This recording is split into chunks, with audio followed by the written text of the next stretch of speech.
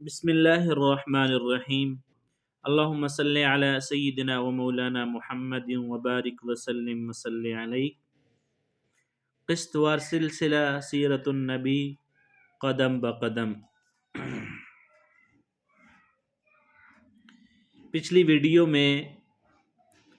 آپ صلی اللہ علیہ وآلہ وسلم کی آنکھوں میں جب تکلیف ہو گئی تھی اور پھر آپ صلی اللہ علیہ وآلہ وسلم کی اپنے ہی لعاب یعنی تھوک کی وجہ سے آپ صلی اللہ علیہ وآلہ وسلم کی آنکھیں ٹھیک ہو گئی تھیں، آپ صلی اللہ علیہ وآلہ وسلم کو شفا حاصل ہوئی تھی، اور اسی کی ضمن میں دو تین اہم واقعات ذکر کیے تھے۔ تو آج کی ویڈیو میں ایک اور اہم واقعے کا ذکر ہے۔ یمن میں ایک حمیری قبیلہ تھا اور اس قبیلے کا ایک شخص تھا سیف بن یزن۔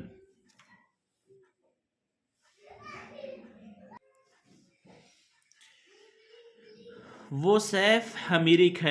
کہلاتا تھا۔ تو کسی زمانے میں اس کے باپ دادا اس ملک پر حکومت کرتے تھے، لیکن پھر حبشیوں نے یمن پر حملہ کیا اور ان سے حکومت چھین کر یمن پر قبضہ کر لیا۔ اب وہاں پر حبشیوں کی حکومت قائم ہو گئی۔ تو 70 سال تک یمن پر حبشی قابض رہے۔ جب یہ سیف حمیری بڑا ہوا تو اس کے اندر اپنے باپ دادا کا ملک آزاد کرانے کا جذبہ اور امید پیدا ہوئی، اور پھر اس نے ایک فوج تیار کی۔ اس فوج کے ذریعے سے حبشیوں پر حملہ کیا اور یمن کو ان کے قبضے سے آزاد کرا لیا، اور وہ یمن کا بادشاہ بن گیا۔ یہ جو یمن تھا یہ عرب کا علاقہ تھا۔ جب اس پر حبشیوں نے قبضہ کیا تھا تو اہل عرب کو اس کے اوپر بہت دکھ اور افسوس ہوا تھا۔ تو 70 سال بعد جب یمن کے لوگوں نے حبشیوں کو وہاں سے مار کر بھگا دیا تو جہاں پر اہل یمن کو خوشی ہوئی وہاں پر اہل عرب کو بھی بہت زیادہ خوشی ہوئی، اور اس خوشی کی ایک بڑی وجہ یہ تھی کہ انہی حبشیوں نے ابرہہ کے ساتھ مل کر مکہ مکرمہ اور بیت اللہ پر چڑھائی کی تھی۔ تو جب سیف بادشاہ بن گیا تو عموماً ایسے ہوتا ہے کہ جب کوئی بادشاہ بنتا ہے تو اڑوس پڑوس والے اس کو مبارکباد دینے آتے ہیں۔ تو اسی سلسلے میں قریش کا ایک وفد بھی سیف حمیری کو مبارکباد دینے کے لیے گیا۔ جب یہ وفد یمن پہنچا تو سیف اپنے محل میں موجود تھا اور اس کے سر کے اوپر تاج تھا، اس کے سامنے تلوار رکھی تھی، اور حمیری قبیلہ کے جو سردار تھے وہ اس کے دائیں بائیں بیٹھے ہوئے تھے، اور سیف کو قریش کے وفد کے بارے میں بتایا گیا، اور اس کو ساتھ ساتھ یہ بھی بتایا گیا کہ یہ لوگ کس قدر عزت و مرتبے والے ہیں۔ تو اس نے ان لوگوں کو محل کے اندر آنے کی اجازت دے دی۔ اب قریش کا جو وفد ہے وہ دربار میں پہنچا تو عبد المطلب آگے بڑھ کر سیف حمیری کے سامنے کھڑے ہوئے اور اس سے بات کرنے کی اجازت مانگی۔ تو سیف حمیری نے کہا کہ اگر تم بادشاہوں کے سامنے بولنے کے آداب سے واقف ہو تو ہماری طرف سے تمہیں اجازت ہے۔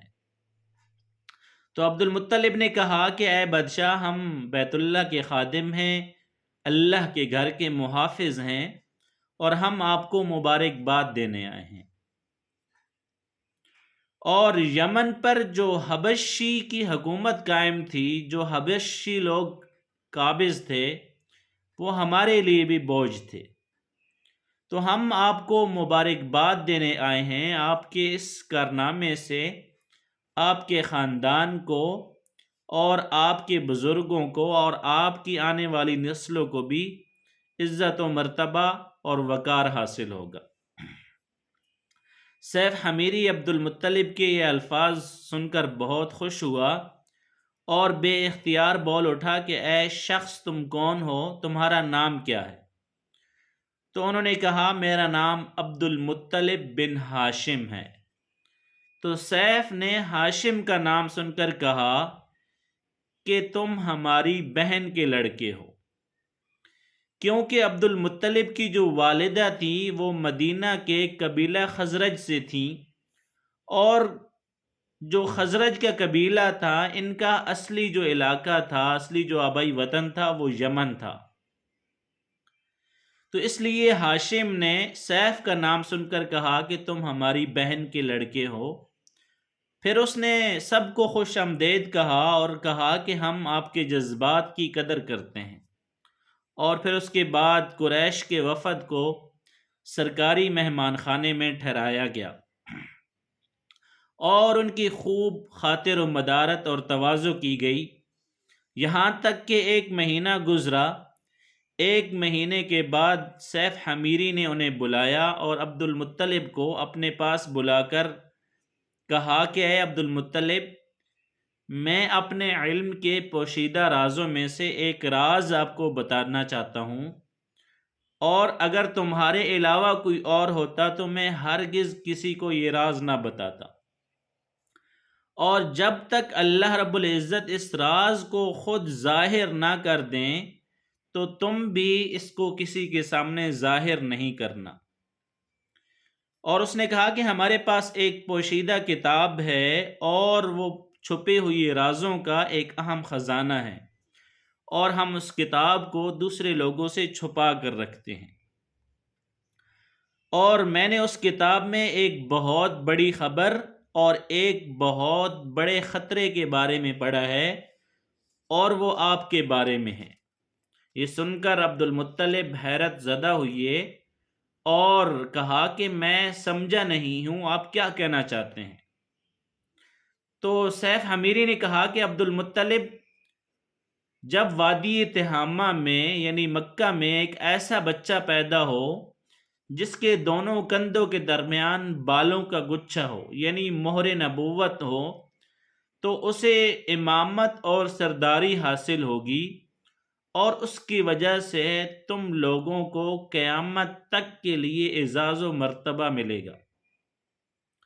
تو یہ سن کر عبد المطلب نے کہا کہ اے بادشاہ، اللہ کرے آپ کو بھی ایسی خوش بختی میسر آئے، اور آپ کا مرتبہ اور آپ کی ہیبت مجھے روک رہی ہے، ورنہ میں آپ سے پوچھتا کہ اس بچے کا زمانہ کب ہوگا۔ تو سیف حمیری نے کہا کہ یہی اس کا زمانہ ہے، وہ اسی زمانے میں پیدا ہوگا یا پیدا ہو چکا ہے۔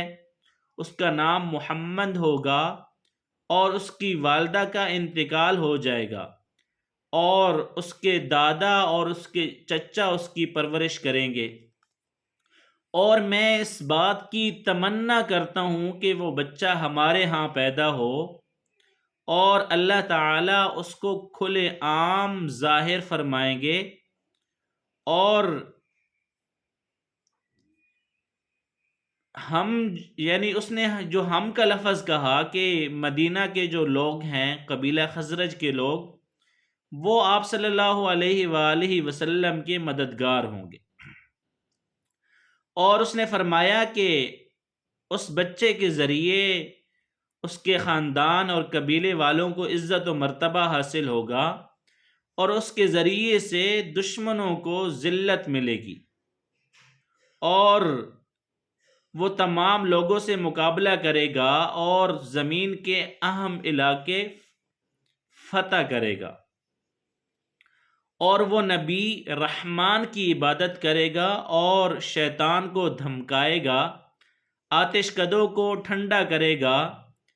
اور جو آگ کے پجاری ہیں اور جو بتوں کے پجاری ہیں ان کو ختم کر دے گا، اور اس کی ہر بات آخری بات ہوگی،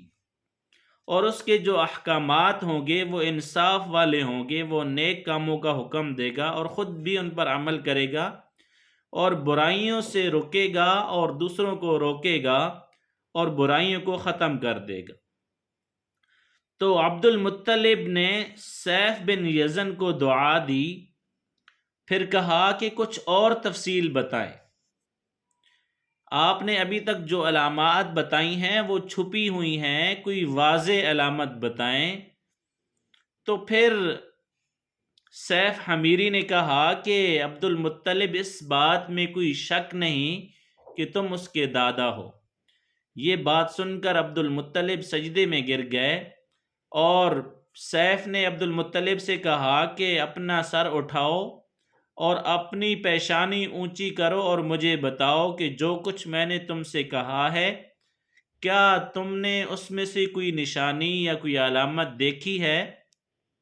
تو عبد المطلب نے کہا کہ میرا ایک بیٹا تھا، میں اسے بہت پسند کرتا تھا، تو پھر میں نے ایک شریف اور معزز لڑکی آمنہ بنت وہب بن عبد مناف سے اس کی شادی کر دی، اور وہ میری قوم کے انتہائی باعزت خاندان سے تھی، اور پھر اس سے میرے بیٹے کے ہاں ایک لڑکا پیدا ہوا اور اس کا نام محمد رکھا۔ اب اس بچے کے ماں اور باپ دونوں فوت ہو چکے ہیں، اب میں اور اس کا چچا ابو طالب اس کی دیکھ بھال کرتے ہیں۔ تو سیف نے کہا کہ جو کچھ میں نے تمہیں بتایا ہے یہ وہ واقعہ اسی طرح ہے، تم اپنے پوتے کی حفاظت کرو اور اسے یہودیوں سے بچا کے رکھو، اس لیے کہ وہ اس کے دشمن ہیں، اور یہ بات ضرور ہے کہ اللہ رب العزت ہرگز ان کو یہودیوں کے قابو نہیں آنے دیں گے، بلکہ اللہ رب العزت ان کو غلبہ عطا فرمائیں گے۔ اور اگر مجھے اس بچے کا اور اپنے قبیلے والوں کا ڈر نہ ہوتا تو میں یہ ساری باتیں آج بتا دیتا، لیکن جب تک اللہ رب العزت خود ظاہر نہ کریں تم یہ باتیں کسی سے بیان نہیں کرنا۔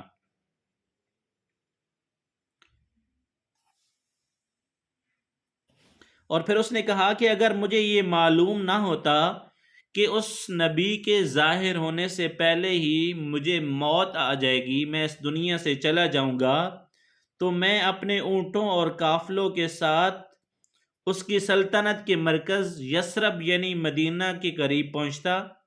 کیونکہ میں نے اس کتاب میں پڑھا ہے کہ شہر یثرب جو مدینہ منورہ کا شہر ہے وہ ان کی سلطنت کا مرکز ہوگا اور ان کی طاقت کا سرچشمہ ہوگا اور ان کی مدد اور نصرت کا ٹھکانہ ہوگا، اور یہی مدینہ شہر ان کی وفات کی جگہ بھی ہوگی اور انہیں یہیں دفن کیا جائے گا۔ اور ہماری جو کتاب ہے وہ پچھلے علوم سے بھری پڑی ہے، اور مجھے پتہ ہے کہ اگر میں اس وقت ان کی عظمت، بلندی اور ان کی شان کا اعلان کروں تو وہ ان کے لیے بھی خطرہ ہے اور میرے لیے بھی خطرہ ہو جائے گا۔ اگر یہ ڈر نہ ہوتا تو میں ساری باتیں اسی وقت بتا دیتا اور عربوں کے سامنے ان کی عزت و مرتبہ اور ان کی داستانیں سناتا، لیکن یہ میں نے راز صرف تمہیں بتایا ہے اور تمہارے ساتھیوں میں سے کسی کو نہیں بتایا، اور تم بھی کسی سے ذکر نہیں کرنا۔ پھر اس کے بعد اس نے عبد المطلب کے ساتھیوں کو بلایا اور ان میں سے ہر ایک کو 10 حبشی غلام، 10 حبشی باندیاں اور دھاری دار یمنی چادریں اور بڑی مقدار میں سونا چاندی اور 100 اونٹ اور عنبر کے بھرے ہوئے ڈبے دیے، اور پھر عبد المطلب کو اس سے 10 گنا زیادہ دیا اور بولا کہ سال گزرنے کے بعد میرے پاس ان کی خبر لے کر آنا اور مجھے حالات بتانا۔ اور سال گزرنے سے پہلے ہی اس بادشاہ کا انتقال ہو گیا تھا، اور عبد المطلب اکثر اس بادشاہ کا ذکر کیا کرتے تھے۔ آپ صلی اللہ علیہ وآلہ وسلم کی عمر 8 سال ہوئی تو عبد المطلب کا انتقال ہو گیا، اور یوں ایک عظیم سرپرست کا سایہ آپ صلی اللہ علیہ وآلہ وسلم کے سر سے اٹھ گیا، اور جب آپ صلی اللہ علیہ وآلہ وسلم کے دادا حضرت عبد المطلب کی وفات ہوئی تو اس وقت آپ کی جو عمر تھی وہ 95 سال تھی، اور تاریخ کی بعض کتابوں میں حضرت عبد المطلب کی عمر اس سے زیادہ بھی لکھی ہے۔ اور جس وقت حضرت عبد المطلب کا انتقال ہوا، آپ صلی اللہ علیہ وآلہ وسلم ان کی چرپائی کے پاس موجود تھے، آپ رونے لگے۔ عبد المطلب کو حجون کے مقام پر ان کے دادا قصی کے پاس دفن کیا۔ تو مرنے سے پہلے حضرت عبد المطلب نے آپ صلی اللہ علیہ وآلہ وسلم کو اپنے بیٹے ابو طالب کے حوالے کیا، اور یوں آپ صلی اللہ علیہ وآلہ وسلم کے چچا ابو طالب آپ صلی اللہ علیہ وآلہ وسلم کے سرپرست اور نگران مقرر ہوئے۔